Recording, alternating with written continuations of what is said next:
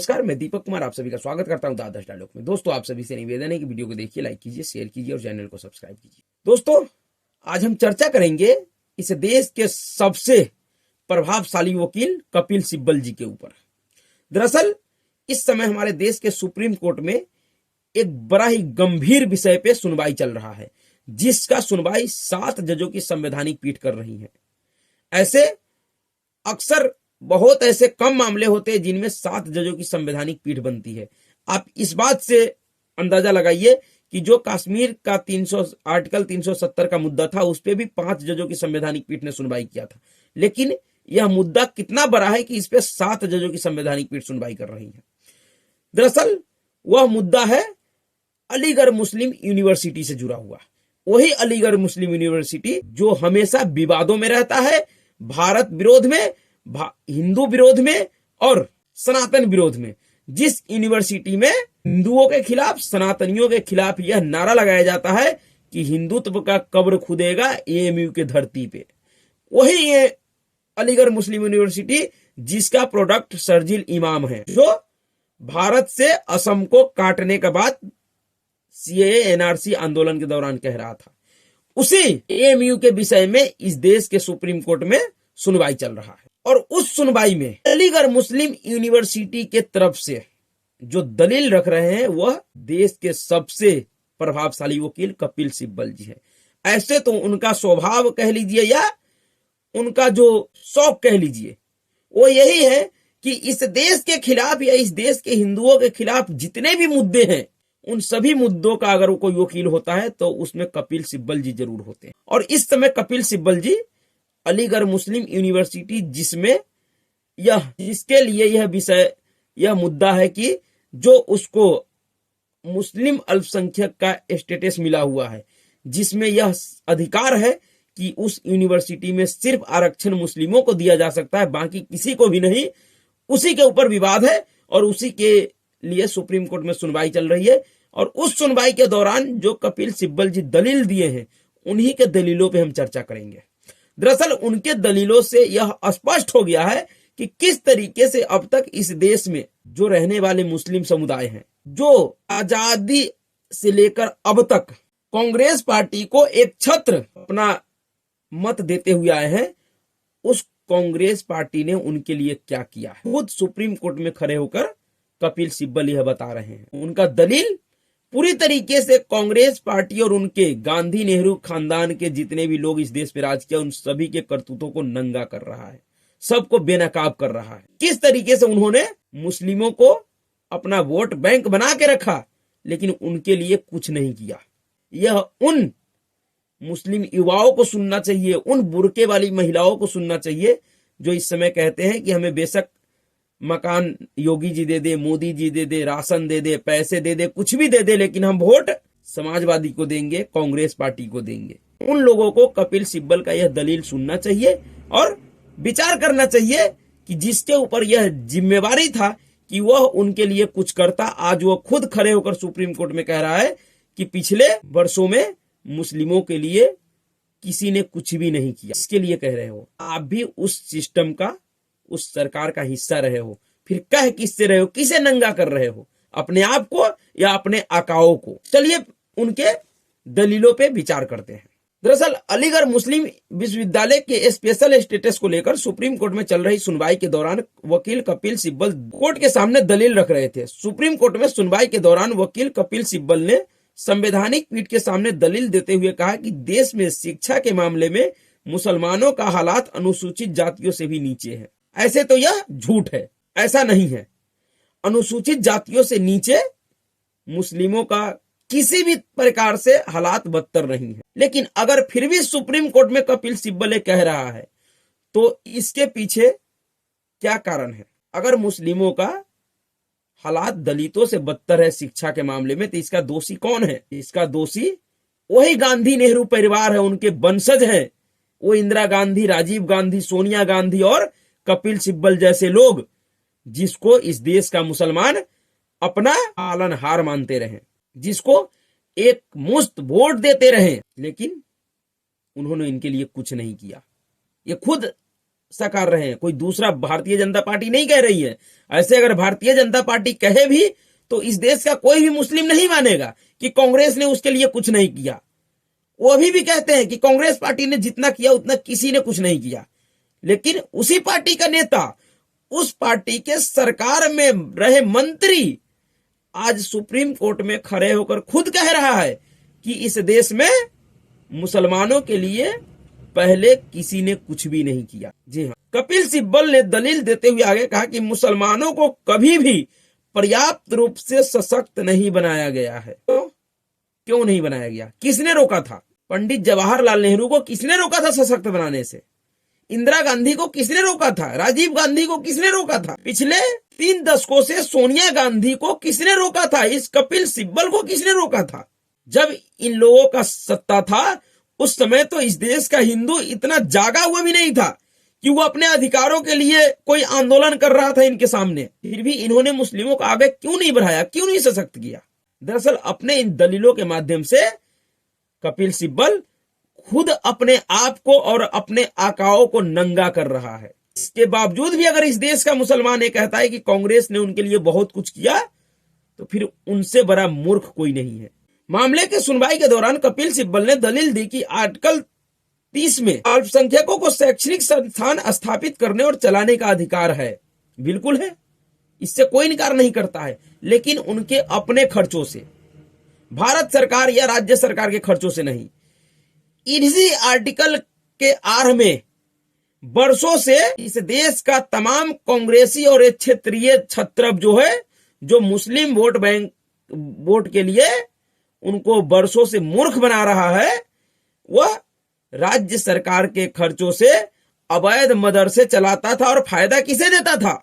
मुट्ठी भर कट्टरपंथी मौलानाओं को। किसी का सैलरी बढ़ा दिया, किसी का कुछ बढ़ा दिया, किसी को कोई सुविधा दे दिया, और उससे मुस्लिम समाज खुश हो जाता था। अब कपिल सिब्बल कह रहा है कि इस देश में शैक्षणिक स्थिति मुसलमानों का दलितों से भी बदतर है। तो फिर इस कपिल सिब्बल को एक बात और बताना चाहिए कि जब इस देश का मुसलमान मदरसे में जाकर सिर्फ धार्मिक शिक्षा लेंगे, फिर वो दलितों से आगे कैसे निकल जाएंगे? क्योंकि कोई भी दलित धार्मिक शिक्षा नहीं लेता है। धार्मिक शिक्षा लेने के लिए दलितों को तो ऐसा बना दिया गया इस देश में कि उनको ऐसा समझ में आ रहा है कि धर्म उनका कोई है ही नहीं। तो अगर शिक्षा भी लेता है तो स्कूली शिक्षा लेता है, और इसलिए दलित कहीं आगे बढ़ते हुए दिखाई दे रहा है।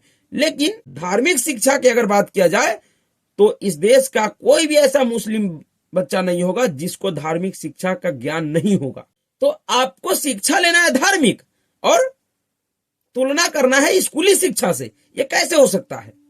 आपने तो और आपके आकाओं ने इस देश में जो अवैध मदरसा बना रखा था, जो मदरसा का संचालन, मदरसा का कारोबार चला रहा था, वह उन मदरसों में स्कूली शिक्षा तो देता नहीं था।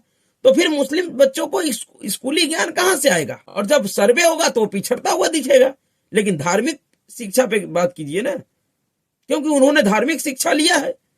उनका एक ही सोचना है कि हमारा बच्चा स्कूल जाए या ना जाए, मदरसा जरूर जाना चाहिए, उनको कुरान का ज्ञान जरूर होना चाहिए। जो अपना समय कुरान में खर्च कर रहा है, हदीस में खर्च कर रहा है, उसका बात आप सुप्रीम कोर्ट में खड़े होकर कह रहे हो कि शैक्षणिक स्थिति में वह दलितों से भी पीछे है। इस भ्रम जाल को मुस्लिम युवाओं को समझना चाहिए। कपिल सिब्बल ने केंद्र सरकार के रुख पर सवाल उठाया। उन्होंने इलाहाबाद हाई कोर्ट के 2006 के फैसले का समर्थन करने पर केंद्र सरकार की आलोचना की, जिसने अलीगढ़ मुस्लिम विश्वविद्यालय अधिनियम के कुछ प्रावधानों को रद्द कर दिया था। उन्होंने कहा कि केंद्र संसद द्वारा पारित कानून का समर्थन करने के लिए बाध्य है और ऐसे में केंद्र सरकार का रुख चिंताजनक है।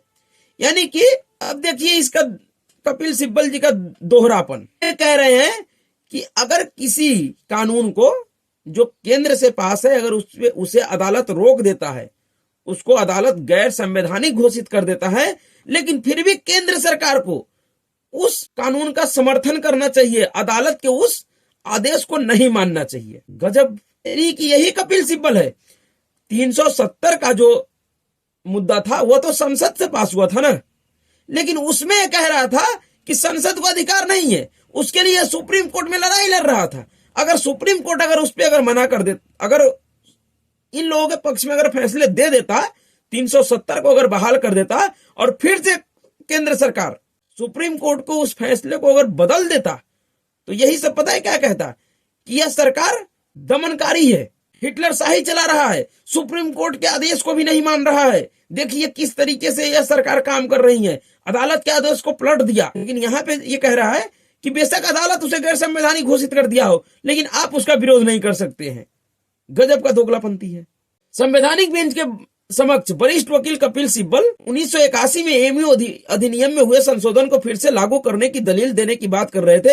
हालांकि इस नियम के मुताबिक यह स्पष्ट किया गया कि एएमयू जो मोहम्मद एग्लो ओरिएंटल एएमओ कॉलेज का नया स्वरूप है, वह भारत के मुसलमानों द्वारा स्थापित एक विश्वविद्यालय है।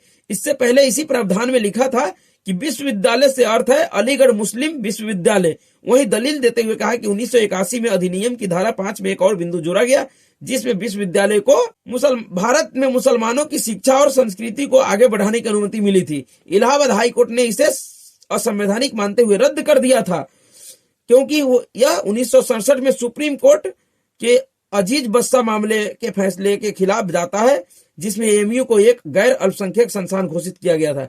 इलाहाबाद हाई कोर्ट ने पीजी कोर्स में मुसलमानों के लिए 50% आरक्षण को भी रद्द कर दिया था। कपिल सिब्बल ने आगे कहा कि मान लीजिए कि 1981 का अधिनियम गलत है, यानी कि मान रहा है कि 1981 में जो इंदिरा गांधी ने अधिनियम लाया था इस एएमयू के पक्ष में और सुप्रीम कोर्ट के फैसले के खिलाफ, अजीज बस्सा केस के मामले में जो 1967 में सुप्रीम कोर्ट ने फैसला दिया था, उसके खिलाफ जो 1981 में इंदिरा गांधी जी ने अधिनियम लाया था, वह गलत है। यह कपिल सिब्बल भी मान रहा है। फिर भी यह संसद द्वारा पारित कानून है। यह ठीक है कि यह अमान्य है, यह ठीक है, फिलहाल यह अमान्य है, लेकिन क्या कोई सरकार कभी संसद के कानून के विपरीत किसी भी कोर्ट में दलील दे सकती है, भले वह न मानने वाला हो? देखिए गजब का दोगलापंथी है। अभी चुनाव आयोग में जो इलेक्शन कमीशन का जो नियुक्ति होने का जो नियम सरकार ने निकाला था सुप्रीम कोर्ट के आदेश के खिलाफ, तब ये सब कैसे छाती पीट रहा था कि नहीं सरकार ने सुप्रीम कोर्ट के आदेश को पलट दिया, सरकार को ऐसा नहीं करना चाहिए था। जबकि सरकार के द्वारा बनाए गए नियम, संसद के द्वारा बनाए गए नियम के ऊपर ही ये लोग सुप्रीम कोर्ट में गया था, जिस पर सुप्रीम कोर्ट ने रोक लगा दिया था और अपना नियम बना दिया था। उसी नियम को सरकार ने फिर से संसद में पलट दिया और नया कानून बना दिया। उसके बाद कपिल सिब्बल जैसे पूरा गैंग, भारत द्रोही गैंग, सब के सब परेशान हो गया और कहने लगा कि सरकार ने सुप्रीम कोर्ट के कानून को बदल दिया। चाहे वो दिल्ली सर्विस मामले में हो, उसमें भी यही हुआ था। लेकिन यहां पे कह रहा है कि नहीं, बेशक अदालत उसे गैर संवैधानिक बता दे, लेकिन सरकार को उसे मानना चाहिए। सरकार उसके खिलाफ कोर्ट में दलील कैसे दे सकता है? गजब। वकील कपिल सिब्बल ने कहा कि हर रोज हाई कोर्ट द्वारा कानून रद्द किए जाते हैं। यह पहली बार है जब सरकार ने हाई कोर्ट में समर्थन करने के बाद कहा है कि वो 1981 के अधिनियम के खिलाफ है। वे कहते हैं कि वह अपना मन बदल सकते हैं।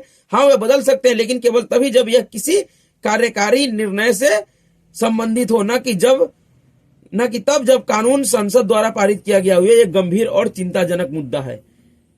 तो सरकार ने संसद से एक एएनजेसी कानून बनाया था, जो इस देश में पारदर्शी तरीके से सुप्रीम कोर्ट के जजों की भर्ती के लिए बनाया गया था। उसे सुप्रीम कोर्ट ने रद्द कर दिया था। तो क्या सरकार क्या करे? उस पे अड़ा रहे?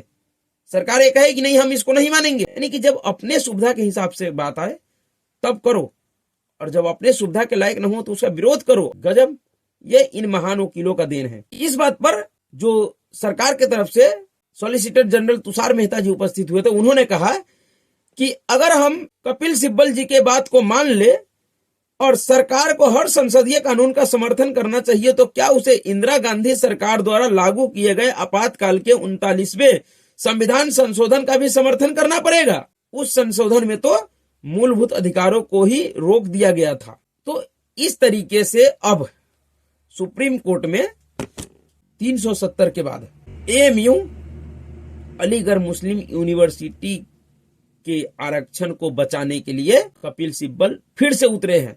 लेकिन कपिल सिब्बल ने जो बात कहा वह काफी गंभीर है। उस पर इस देश के मुस्लिम युवाओं को खास करके विचार करना चाहिए और उनको अपने आप से पूछना चाहिए कि उन्होंने अब तक जिसको एक मुश्त वोट दिया है उसके लिए उन पार्टियों ने क्या किया। तो अभी के लिए इतना ही। अगर आपको वीडियो अच्छा लगा तो वीडियो को लाइक कीजिएगा, शेयर कीजिएगा और चैनल को सब्सक्राइब कीजिए। नमस्कार।